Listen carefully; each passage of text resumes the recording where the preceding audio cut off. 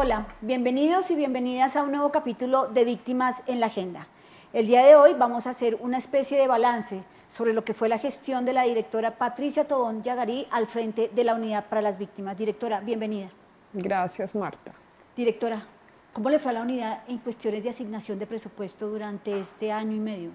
Bueno, este es el año de mayor presupuesto para la unidad de víctimas. Recordemos que en gobiernos anteriores el máximo presupuesto fue 2.7 billones por año. Este año es de 4.4 billones. Eso nos ha permitido pues avanzar en la superación de rezagos. En este momento vamos en la ejecución del 47.6% de la ejecución presupuestal. ¿Esto muestra un gran compromiso del gobierno del cambio con la reparación a las víctimas? Por supuesto, este es un compromiso real y efectivo con lo que el gobierno estableció en el Plan Nacional de Desarrollo. Directora, hablemos de las indemnizaciones, que es el tema más sensible en la unidad para las víctimas. ¿Cómo le fue a la unidad en cuanto a reparación individual en el 2024? ¿Cómo nos ha ido y cómo le fue en total en esta gestión de gobierno? Bueno, entonces ustedes recordarán que nosotros tenemos una meta en el Plan Nacional de Desarrollo de 600.000 indemnizaciones que esperamos culminar en este gobierno, que representa las indemnizaciones más altas en la historia de la política. Y nosotros en lo que va este año hemos dado 84.874 indemnizaciones. En materia de indemnizaciones individuales, ¿cómo nos ha ido? Como ustedes saben, el Plan Nacional de Desarrollo, el gobierno estableció una meta de 600.000 indemnizaciones, de las cuales hasta la fecha hemos realizado 274.244 indemnizaciones por un valor superior a 2.3 billones de pesos. Esta cifra representa el 40% del avance de la meta del plan del cuatrenio. Hemos incrementado en comparación con el gobierno anterior las indemnizaciones en un 53%. Con este ritmo, digamos, de avances, si todos los gobiernos tomaran esta decisión, estaríamos reduciendo a 30 años la espera de la indemnización de las víctimas. Este año aspiramos cumplir la meta de las 270.000 indemnizaciones, con eso estaríamos logrando cumplir con la meta de 474.000 indemnizaciones, ¿cierto? Para lograr el próximo año cerrar con la meta pues, de los 600.000. 600.000 víctimas en 4 años y en los 11 años de la política pública 1.500.000. Esto es un avance significativo. Sí, Marta, es un avance muy significativo, además porque dentro de este universo de víctimas nosotros en este gobierno priorizamos también a las víctimas más vulnerables, a las personas que tienen enfermedades catastróficas, personas de la tercera edad, personas que padecen discapacidad. Esa ruta prioritaria que nosotros encontramos a nuestra llegada, que llevaba años haciendo acciones de tutela para que le reconocieran sus derechos, fueron priorizadas y digamos, en este periodo de gobierno aspiramos a pagar toda la ruta prioritaria que encontramos rezagada a la entrada de nuestro gobierno. Hablemos ahora de reparación colectiva, directora. ¿Cómo queda el tema de reparación colectiva? En materia de reparación colectiva también en este gobierno y en el Plan Nacional de Desarrollo nuestras metas han sido las más altas para que este gobierno contribuya en la superación de rezagos y que en los 10 años, digamos, de periodo que le dieron a la ley de víctimas, pues podamos realmente lograr avance y esperamos que otros gobiernos progresistas también tengan metas así de altas o más altas todavía con el compromiso frente a las víctimas. Nosotros hemos logrado reconocer otros 117 sujetos, 105 de comunidades étnicas, 7 campesinas y 5 organizaciones y movimientos sociales. Está el movimiento sindical, por ejemplo, reconocido como víctimas afectadas por el conflicto armado, los campesinos de Sumapaz, el pueblo raizal, poblaciones que históricamente no se les había reconocido y que este gobierno hace esa apertura digamos, en pro de sus derechos y que esta situación les permita abrir también todo lo que es la atención a la reparación integral. hemos aprobado y protocolizado 60 planes integrales de reparación colectiva, de los cuales 37 son de comunidades étnicas gravemente afectadas por el conflicto armado. Este es el número más alto de atención desde el 2014, es decir, es el periodo más alto de atención en estos asuntos. Nosotros también en la implementación hemos atendido a 281 sujetos de reparación que lograron la formulación con nosotros. De esto nosotros hemos realizado 523 acciones, es decir, donde la unidad de víctimas pone recursos para que algunas de estas acciones relevantes para el desarrollo y la reparación de estas comunidades avance.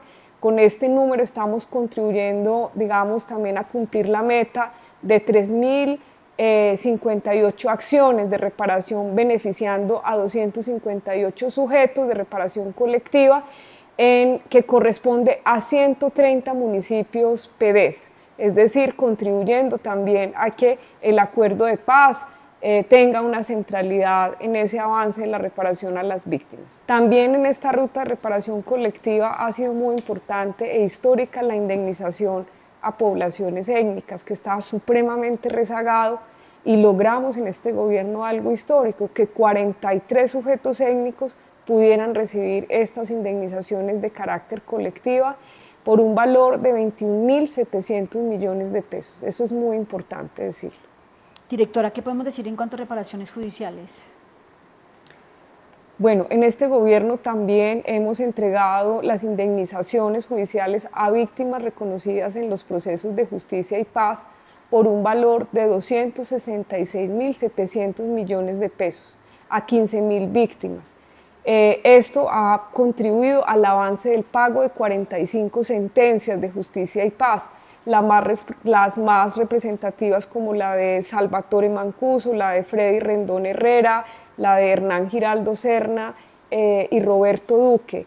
También nosotros hemos logrado la mayor monetización de los bienes del Fondo de Reparación de Víctimas. Recordemos que en 10 años la unidad de víctimas logró monetizar 8.000 millones, nosotros logramos, ¿cierto?, en menos de un año lograr monetizar 12.900 millones de pesos, y avanzamos también en un proceso como por ejemplo la monetización de 29 bienes, pero también en convenios con la ANT para la venta y la monetización de bienes. Nosotros logramos en esta administración que 13 bienes pudieran ser monetizados por un valor de 12.900 millones de pesos, ¿sí?, que estos recursos entran para el pago de estas sentencias de justicia y paz. Es importante decir que esto es histórico porque en 10 años de administración del fondo, antes de nosotros llegar a esta administración, evidenciamos que solo se monetizó en 10 años 8.000 millones, y nosotros logramos, digamos, en menos de 2 años, lograr una monetización más alta, ¿cierto? También por primera vez en la historia logramos disponer una mansión como es la mansión Montecasino, una antigua casa de los Castaño, para transformarla en un lugar de reconocimiento a las víctimas de desaparición forzada. Algo muy importante es que lideramos acá desde la unidad de víctimas una auditoría al Fondo de Reparación a Víctimas que dio, digamos, un análisis de posible detrimento patrimonial de 4.200 millones de pesos. Esa auditoría se hizo con la Oficina de Transparencia Presidencia de la República. Esto fue presentado pues también ante las autoridades competentes en una investigación. Desarrollamos un plan de mejora que se fue realizando desde el mismo momento en que se iba realizando la auditoría.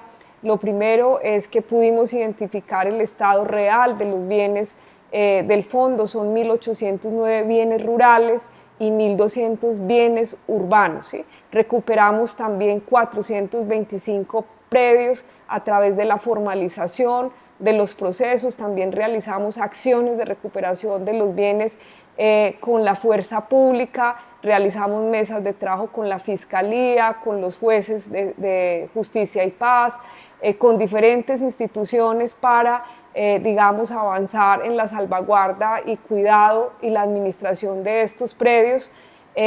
También realizamos una mejora en las estimaciones de los avalúos. Hicimos también algo muy importante en el Plan Nacional de Desarrollo.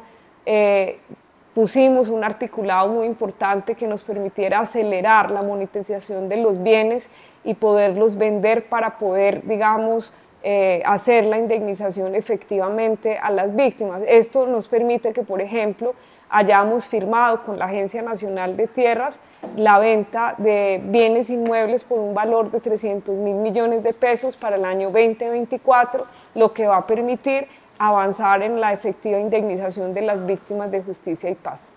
Directora, otra de las competencias de la Unidad para las Víctimas es la asistencia humanitaria, sobre todo a poblaciones muy vulnerables y que están en estado de confinamiento. ¿Cómo le fue a la unidad en este tiempo?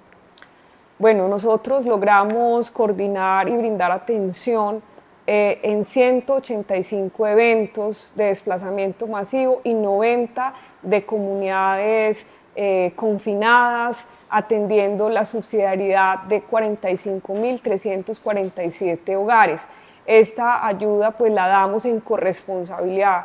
Después de hacerse los comités de justicia transicional, las alcaldías asumen unas responsabilidades, posteriormente la gobernación y después la nación, en este caso la Unidad para las Víctimas, y nosotros hemos atendido a esos 45.347 hogares en esta solicitud de atención humanitaria. En nuestro gobierno también hemos atendido a 516 comunidades con 48.599 hogares. Eso es, digamos, muy importante, con un valor superior a los 33.885 millones de pesos. Redujimos significativamente los tiempos de espera de las medidas de asistencia humanitaria, ya que se logró reducir de 60 a 29 días la colocación de los giros de atención humanitaria a las víctimas de desplazamiento forzado, lo cual pues también ha permitido acelerar la atención de la medida de emergencia. Directora, aliviar la situación de la población desplazada, ¿cuál fue la apuesta de su administración y en general de este gobierno? Bueno, nosotros a nuestra llegada en este gobierno, en esta administración, apostamos primero por reconocer la situación y la magnitud del desplazamiento forzado. De las 9,5 millones de víctimas, 7,5 millones son desplazados. Muchas de ellas se concentran en ciudades capitales, ciudades intermedias, y lo que hicimos también fue acoger las observaciones que el panel de expertos de Naciones Unidas y el secretario general de Naciones Unidas nos pidió a Colombia que revisáramos, y es cómo pasamos de medidas asistencialistas a medidas que de verdad superen la situación de vulnerabilidad y logren establecer condiciones para la población desplazada, que en Colombia coincide con la población más pobre y en extrema pobreza.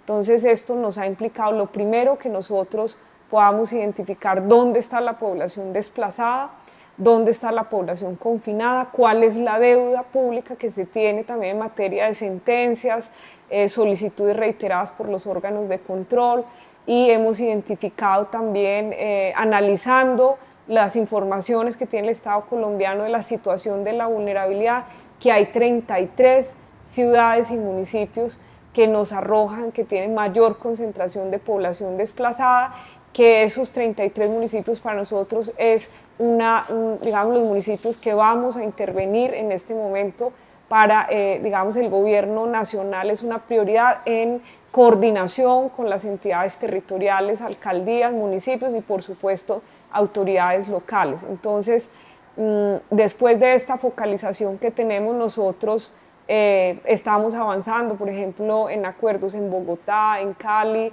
en Florencia, en Buenaventura, en Tumaco, en Quibdó, donde vamos a juntar la oferta institucional nacional con la que tienen estas entidades territoriales para intervenir de manera integral en esos barrios, en esos poblados y frente a esos derechos, para lograr una inclusión y lograr de verdad que se pueda lograr una estabilización socioeconómica para esa población.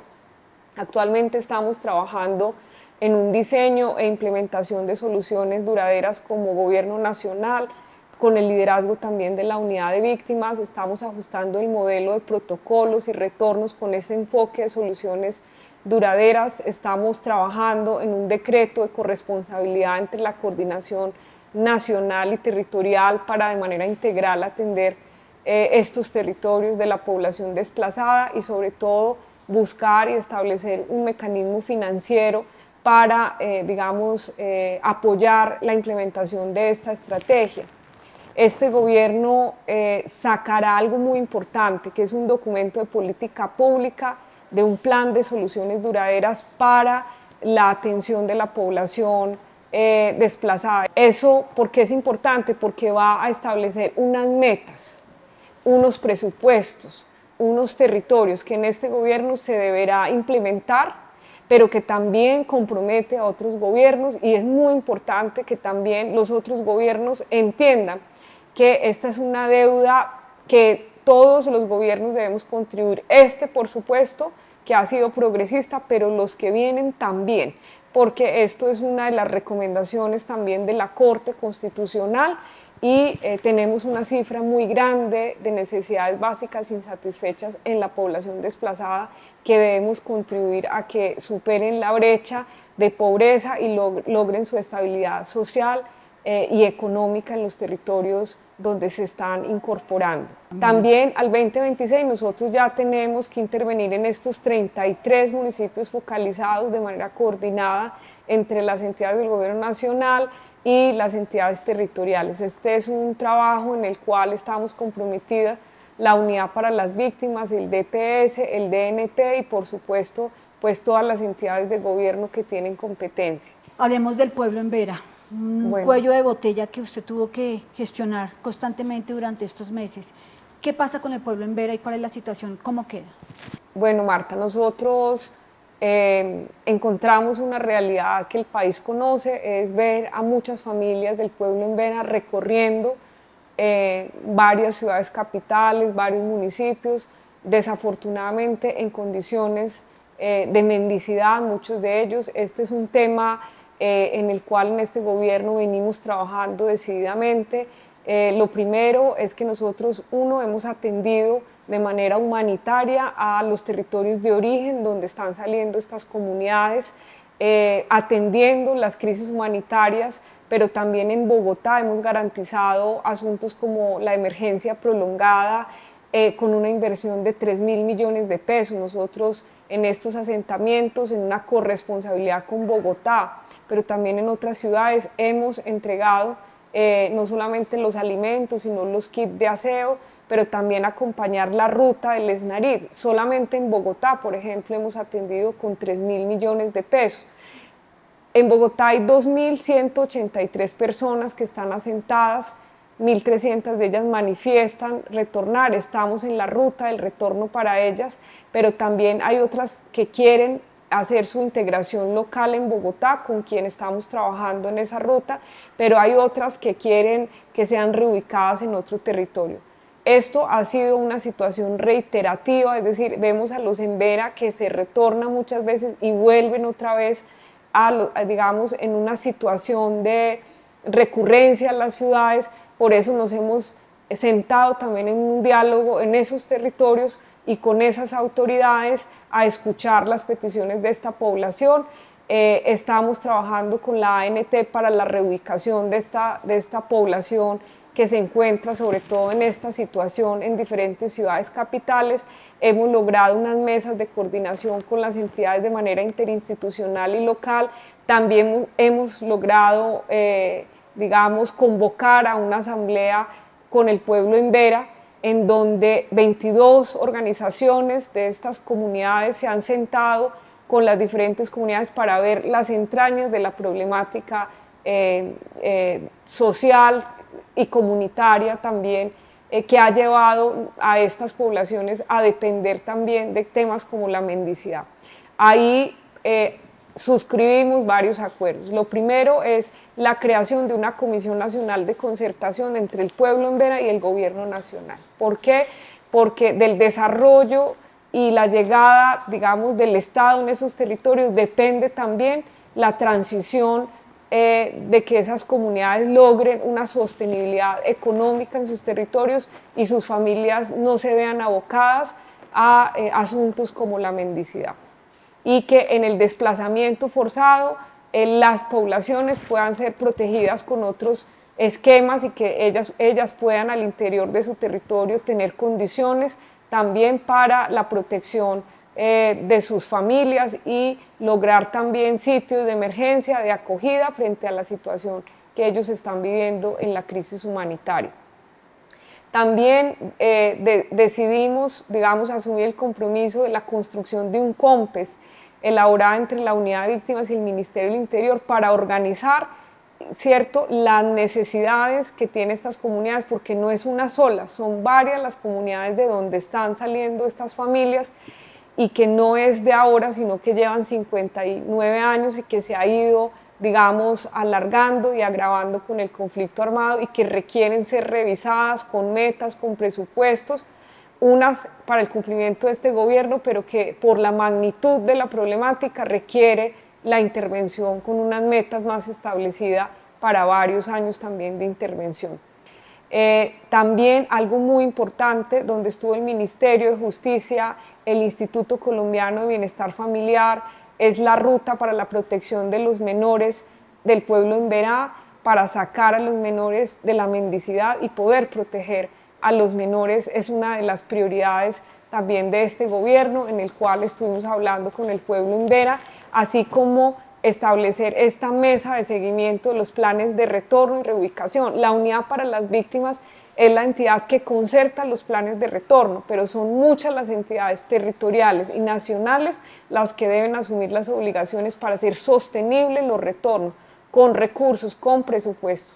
Y algo que salió en esta asamblea es que precisamente en eso tienen que avanzar todas las entidades, tanto tanto de las entidades territoriales como también en lo nacional. Aunque se reconoce que hay avance, todavía requerimos seguir fortaleciendo esto porque es lo que asegura la sostenibilidad de los retornos.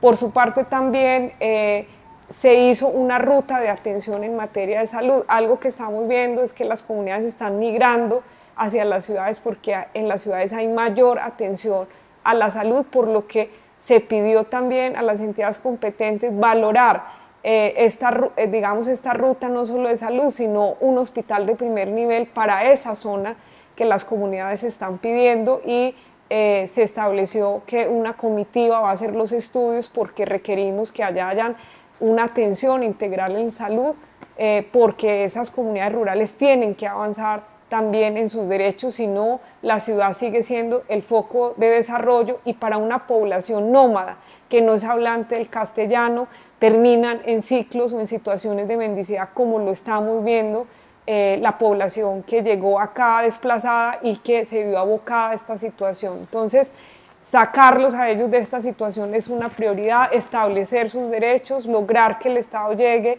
de manera integral a los territorios.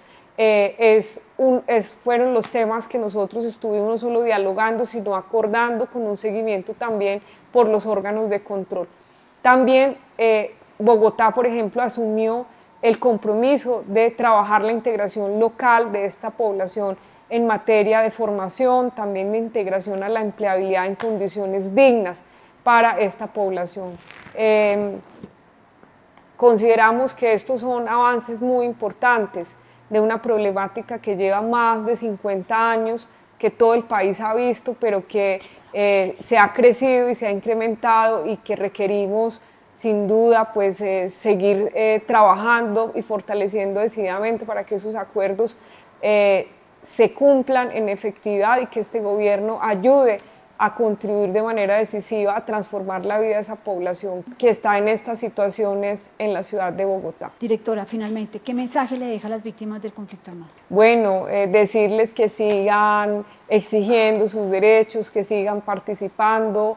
Realmente, mientras el conflicto no cierre, algo, digamos, muy preocupante es que las víctimas siguen aumentando, y es muy importante que ellas sigan participando y también sigan haciendo, digamos, las transformaciones que se requieren hacer para que realmente sus derechos puedan avanzar en el país. Directora Patricia, muchísimas gracias. Muchas gracias a ustedes.